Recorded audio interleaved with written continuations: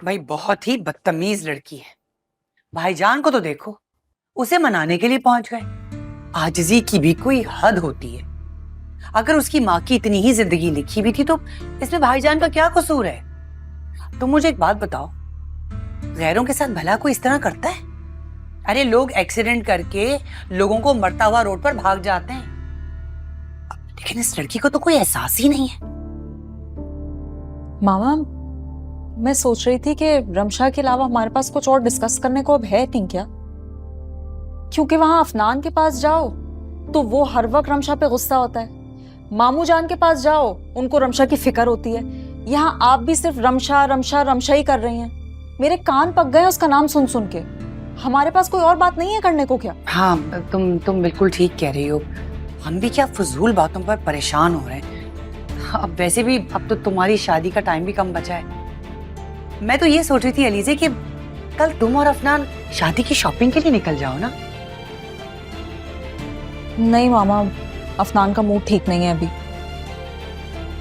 आप अपनी शॉपिंग शुरू करें, अफनान थोड़ा रिलैक्स हो जाए, उसका मूड बेहतर हो जाए, उसके बाद मैं उसके साथ जाकर शॉपिंग कर लूंगी।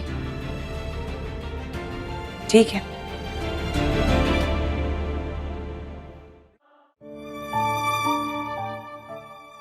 बेटा मैं मानता हूँ गलती मेरी है, लेकिन कोई गलती नहीं हुई आपसे।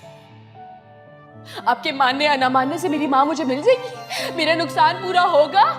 नहीं होगा ना मेरा नुकसान पूरा? मेरी माँ वापस नहीं आएगी ना? नहीं ना? आपने मेरी माँ का कत्ल किया है, मेरी माँ को मार दिया। कातिल है आप, कातिल है आप, कत्ल किया आपने। Just shut up. कैसे बात कर रही हो तुम डैड से? बिल्कुल सही बात है, आपके बाप ने मेरी माँ को मार दिया।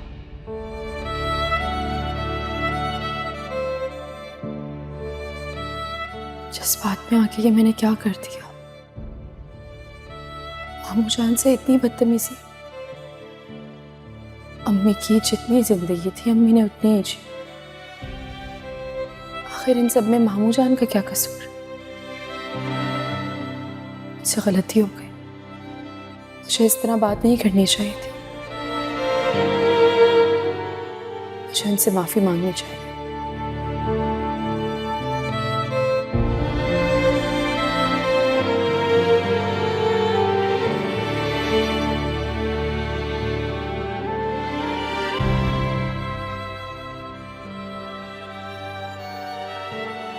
फजर का वक्त है, यकीनन वो नमाज पढ़ने जाएंगे, मुझे उनसे बात करनी चाहिए।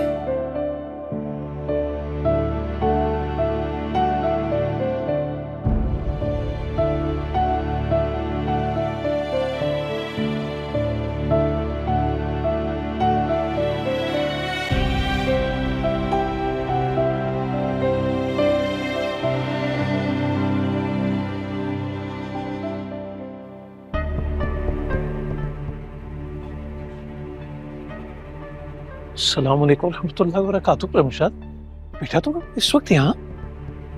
सब खैरियत है ना? मुझे आपसे एक जरूरी बात करनी थी। सब मैं ड्राइवर से कहता हूँ गाड़ी निकाल ले, आप आ जाए। हाँ क्या बात है बेटा? मैं आपसे माफी मांगने आई। अम्मजान से बहुत बड़ी गलती हो गई, मैंने बहुत उल्टा सीधा कह दिया। पता नहीं गुस्से में आके मैंने क्या कुछ, पता नहीं क्या कुछ बोल दिया। आप एक दफा मुझे माफ कर दें। मैं दिल से अरे क्या? आप अल्लाह के लिए सब कुछ करते हैं ना? आप अल्लाह के लिए। अरे क्या हो गया? क्या क्या कर रही हो? आप जब तक मुझे दिल से माफ नहीं करेंगे ना, अल्लाह भी मुझे माफ नहीं करेगा। अम्मजान प्लीज मुझे माफ कर दे। देखो रमशा, मैंने कहा मैं तुमसे नाराज नहीं हूँ। उठ के बैठो, उठो, क्या बैठो, बैठो, क्या बैठो। माफ कर दे। बेटा तुमने कुछ नहीं किया, कुछ भी तुमने जानबूझ के नहीं किया। जब दिल भर आता है तो इंसान को पता नहीं लगता वो क्या कह रहा है।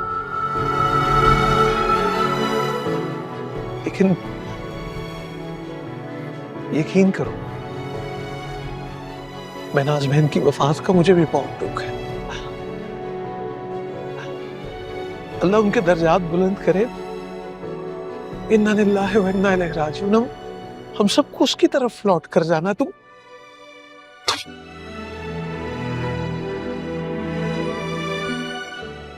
सबर करो बेटी, सबर करो। अबूजान, आपको पता है मैंने बहुत कोशिश की कि किसी तरह से सब्र कर सकूं, मुझे सुकून आ जाए, मेरे दिल को सुकून नहीं आ रहा बाबूजान। मैं आपके आगे हाथ जोड़ती हूँ, मेरी मदद करें, मुझे सुकून नहीं मिल रहा बाबूजान। देखो अल्लाह रब्बुल इज्जत ने कुरान करीम में फरमाया है, ऐ ईमान वालों, सबर और नमाज से मदद मांगो, बेशक अल्लाह सबर करने वालों के साथ है।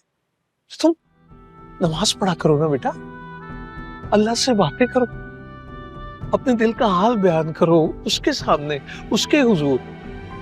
अब फजर की नमाज का वक्त हो रहा है, मैं चलता हूँ। मुझे माफ कर दिया ना आपने। पता है तुम्हारे ये आंसू बहुत कीमती हैं, इसे मखलूक के सामने नहीं बहाते,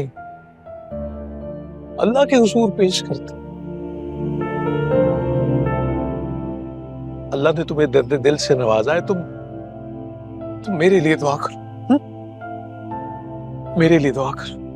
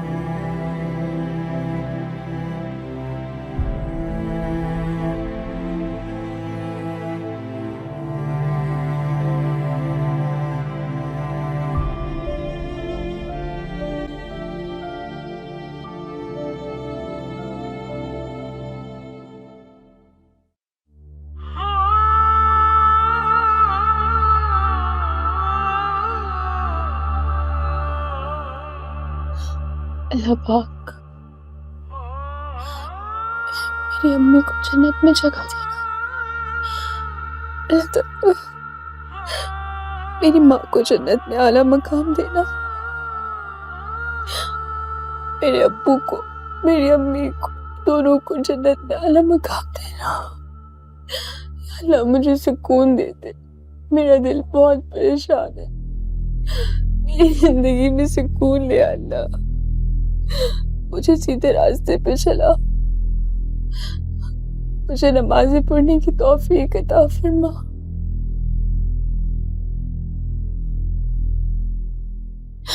या अल्लाह मुझे इस आजमाइश से निकाल, बहुत बेबस हूँ, मेरे बस में कुछ नहीं है, तो मेरी मदद कर, तो मेरी मदद कर। आमीन।